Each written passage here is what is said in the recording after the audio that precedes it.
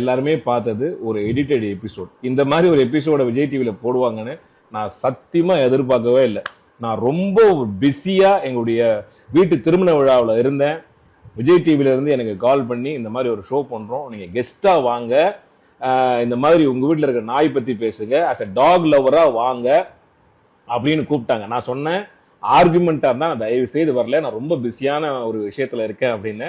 அதெல்லாம் இல்லை sir, as a talk லவரா வந்து உங்க ஒப்பீனியன் மட்டும் சொல்லுங்க அப்படின்னு அவங்க சொன்னாங்க. அந்த கான்வர்சேஷன்லாம் நான் வச்சிருக்கேன்.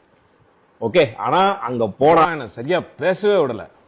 நடந்திருக்கும் போது எனக்கு ரொம்ப ஒரு எனக்கு பாத்தீங்கன்னா ஒரு மன உளைச்சல தான் இருக்கு. மக்கள் நீங்க வந்து தயவு செய்து புரிஞ்சிக்க வேண்டியது என்னன்னா, இந்த மாதிரியான ஒரு நிகழ்ச்சி ஒரு என்டர்டெயின்மெண்ட்டுக்காக கட் பண்ணி ஒரு சென்சேஷனல் இஷ்யூவை வந்து என்டர்டெயின்மெண்ட்டுக்காக பண்ணி மக்களிடையே இந்த மாதிரி ஒரு வன்முறையை தூண்டுறாங்களோ அப்படின்றது எனக்கு ஒரு பெரிய சந்தேகத்துக்கான ஒரு விஷயமா இருக்குது. அதனால இதெல்லாம் வந்து நீங்க பார்க்காம நீங்க வந்து அதே கமெண்ட்ல அதே போடுங்க. விஜய் டிவிக்கு கேளுங்க, கோபி சார்ட்டே கேளுங்க, அன்எடிட்டட் வெர்ஷனை தயவு செய்து போட சொல்லுங்க.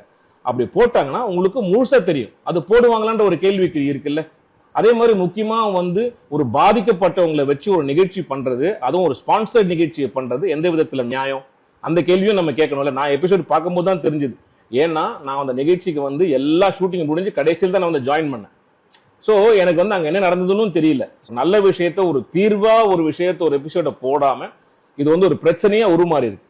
ஸோ அதனால பதில் கொடுக்க வேண்டிய கட்டாயத்துல நாங்க இருக்கோம். அதனால நான் அன்பா எல்லாருக்குமே சொல்றேன், யாரையுமே எதிர்த்து நான் எதுவுமே பேசவே இல்லை. நீங்க யாரும் இங்க வராதீங்க, ஏன் வரீங்க அப்படின்ற மாதிரியான விஷயங்கள் அந்த அர்த்தத்தில் ஒரு ஹார்ட்லெஸ்ஸா நான் பேசவே இல்லை. நாயுடைய குணத்தை மட்டும்தான் அப்படிதான் நாய் பிஹேவ் பண்ணோம். ஒரு தெருநாய் அப்படிங்கிறது ஒரு பதட்ட நிலையிலேயே எப்பவுமே இருப்பாங்க. இந்த விஷயங்கள் எல்லாம் சொன்னேன், நிறைய விஷயங்கள் சொன்னேன், எங்க வீட்டு நாயை பத்தி சொன்னேன். இதெல்லாம் எதுவுமே அவங்க போடல. பொதுமக்கள் யாரும் தயவு செய்து என்ன தப்பா நினைக்காதீங்க. அப்படியே நீங்க என்னுடைய பேச்சால உங்களுக்கு யாருக்காவது காயமடைந்தீர்கள், பாதிக்கப்பட்டவர்கள், உங்களுக்கு அது தப்பா தோணுச்சுன்னா தயவு செய்து என்னை மன்னிச்சிடுங்க. நான் அந்த மாதிரியான எந்தவித ஒரு எண்ணத்திலையுமே நான் இதுல கலந்துக்கல. மனிதர்கள் மேல இருக்க அன்பினாலையும் நாயின் மேல இருக்கக்கூடிய அன்பினாலையும் நம்ம இது ரெண்டுத்துக்குமே ஒரு தீர்வு கிடைக்கும் அப்படின்ற ஒரு நோக்கத்தை நான் நிகழ்ச்சிக்கு போனேன். ஆனா நான் போன எண்ணமும் வேற, அங்க நடந்தது வேற. அதனால தயவு செய்து நீங்க இதை எல்லாரும் புரிஞ்சுப்பீங்கன்னு நினைக்கிறேன்.